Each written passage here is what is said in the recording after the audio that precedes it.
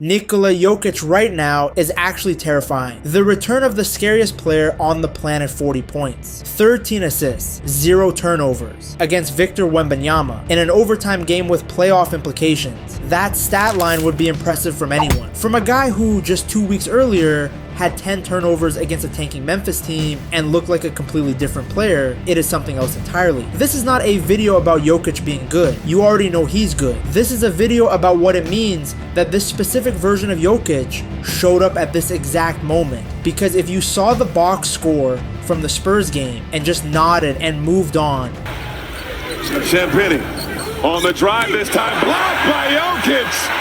You missed the actual story. The number is not the story. Everything that came before the number is the story. Before the injury, video game numbers in real life. To understand why the Spurs game matters so much, you have to go back to what Jokic was doing before Christmas. Because what he was doing was genuinely difficult to process as a normal human being. 30 points a night, leading the league in rebounds, leading the league in assists, shooting over 60% while doing all of that. Those are not real numbers. Those are the numbers you put up when you forget to turn off the difficulty setting in a video game and also turn on every cheat code simultaneously. The peak of it came on Christmas Day against Minnesota. 56 points, 16 rebounds, 15 assists in an overtime win, a triple-double with 56 points. Not 30, not 40, 56. He did not sacrifice efficiency for volume. He did not give up playmaking to pad his scoring. He just did everything at a level that made the basketball-watching public collectively stare at the screen and wonder if the simulation was glitching. That was the version of Jokic who suited up 4 days later against Miami, and then his own teammate accidentally stepped on his foot.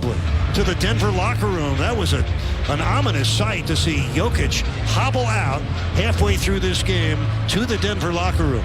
The injury that changed everything. Spencer Jones was contesting a play on the defensive end, came down slightly off balance, and landed directly on Jokic's left foot. Jokic's knee hyperextended on contact. He went down immediately, stayed on the floor for a long moment, then limped to the locker room. The diagnosis was a hyperextended left knee with a bone bruise. He would be out for a month. A month is a long time when you're in the middle of a historically great stretch of basketball. It's like a chef being at the absolute peak of their craft and then being told they can't touch a pan for 30 days. You come back and everything feels slightly off, and you're not sure if it's the rust or something deeper. During those 16 games without him, Denver actually managed reasonably well. Jamal Murray absorbed more responsibility. Peyton Watson stepped up. The Nuggets went 10-6, which was genuinely impressive given they were also missing Aaron Gordon and a few other pieces throughout that stretch. But everyone knew it was a holding pattern. The whole city of Denver was just waiting for Jokic to come back so things could return to normal. He returned on January 30th against the Clippers, played on a minutes restriction, posted 31 points, 12 rebounds, and 5 assists in a comfortable win. The general reaction was immediate relief. He is back. We're fine. Crisis avoided. That first game back looked normal enough that it was easy to assume the month off had not really affected him. It had though, and it became obvious pretty quickly. February and March, something was clearly wrong. February was inconsistent.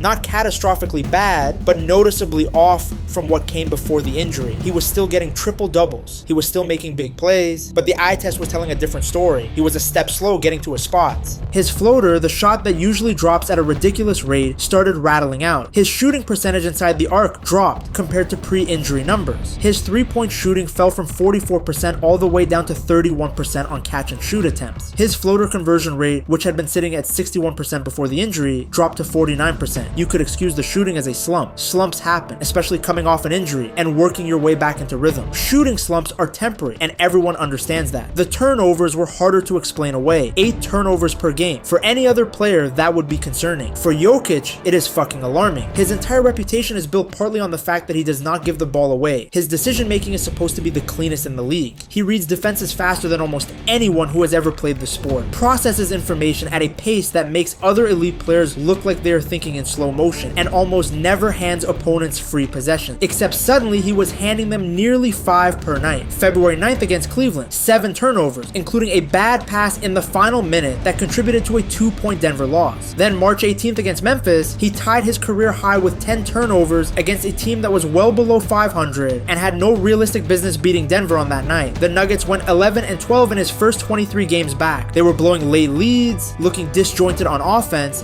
and losing games that were firm firmly within their grasp. Part of what was happening was conditioning. He was not fully fit yet, and the more minutes he logged, the more it showed. But defenses were also adapting specifically to exploit the situation. Teams started putting smaller, quicker forwards on him when he tried to bring the ball up the court, trying to disrupt his rhythm before he could even settle into his offensive sets. It sounds like a minor tactical adjustment, but it matters enormously for how Jokic operates. His whole game runs on reading situations at pace and making the correct decision in fractions of a second. When his conditioning is off, those reads slow down just enough that he ends up in compromised positions where even his elite processing speed cannot fully compensate. He spoke about it honestly when the media asked. He said it felt inconsistent because of the injury, because it was the first time coming back from something like that. Really jump on my left leg, so it was really painful, and it was just better to feel good. And that before the injury he was playing at a really high level, but since returning it had been so-so. Those were his actual words. So-so. From Nikola Jokić, who is famously understated and genuinely the last person in professional sports who would catastrophize anything, so-so is basically the equivalent of anyone else standing on the court and screaming that something is seriously wrong. He knew it. The coaching staff knew it. Anyone paying close attention knew it. The question that nobody wanted to say out loud started forming anyway. What if the knee actually changed something? What if the timing is just slightly gone now? What if this is who he is from here on out? The last week of March changed everything. Nobody said those questions loudly, but people were watching, and the answer arrived in a pretty definitive way during the final week of March. 3 games in 5 days, and by the end of them, the entire conversation had flipped completely. Around that time, Jokic told the media his body finally felt right. Not better than before, not close to where he was. Right, like it did before the injury, and almost immediately you could see it in how he was moving on the court. The decisions were quicker. His footwork in the post looked sharp again.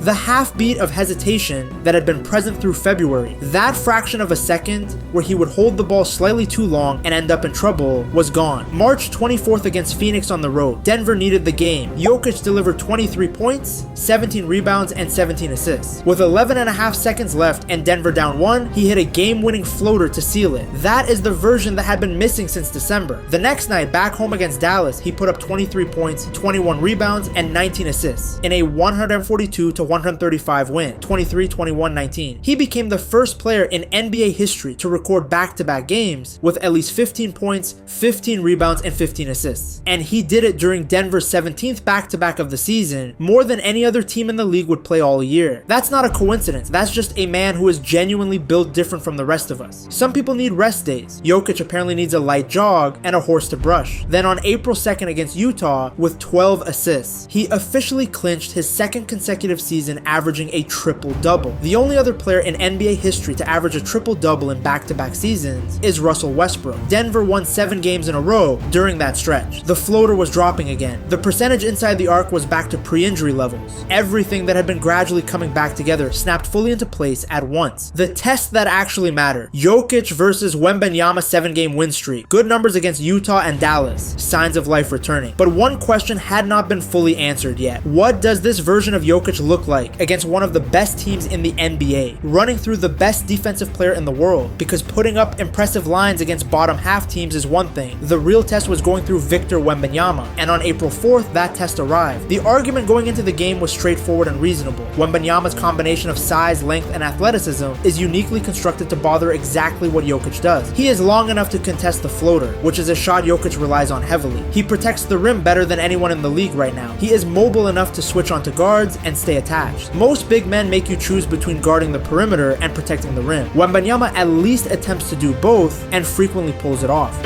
Leaves it for Jokic.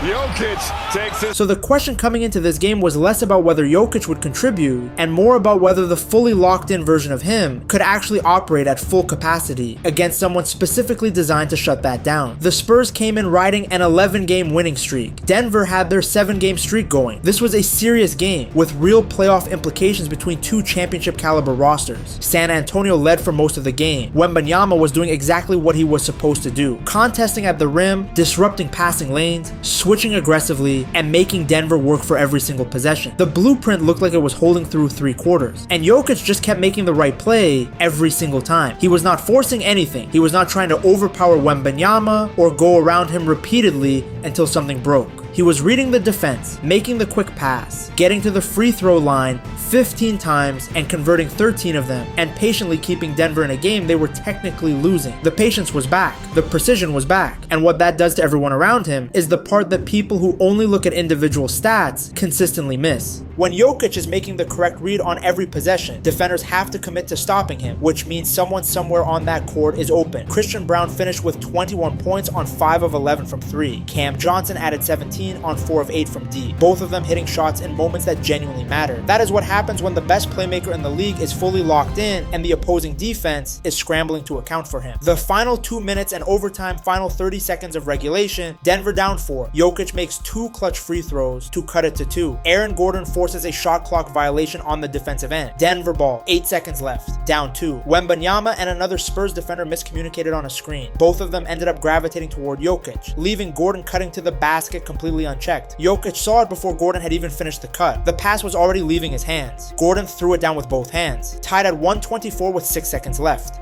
The Spurs got the ball back and Wembanyama drove left, but Gordon was right there, physical enough that Wembanyama had to lean into the shot rather than get a clean look. The jumper missed. Overtime belonged entirely to Denver. Jokic opened the scoring with a mid-range jumper over Wembanyama. Gordon finished the lob. Cam Johnson hit a 3 to push the lead to 4. And then, with the game still not fully wrapped up, Jokic caught the ball on the block and hit the Sombor shuffle directly over Wembanyama's outstretched arm, straight through. The tallest defender the league has ever produced.